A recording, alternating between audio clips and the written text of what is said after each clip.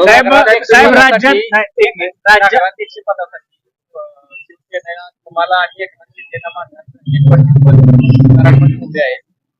मला कालपर्यंत शक्यता वाटत होती ते उमेदवारी अर्ज मागे घेतील. त्यांच्याशी मी बोललेलो होतो.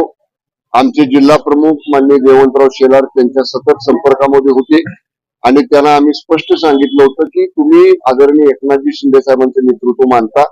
तुम्हाला जिल्ह्यामध्ये पालकमंत्री असल्यापासून मी भरपूर मदत सहकार्य पक्षाच्या वाढीसाठी तुमच्या शहराच्या विकासासाठी केलेला आहे. पक्षाने निर्णय घेतलेला आहे आणि आम्ही आता उमेदवारी नगराध्यक्षाची नक्की केलेली आहे. तर तुम्ही याच्यामध्ये माघार घ्यावी, पण त्यांनी ते काय ऐकलेलं नाही.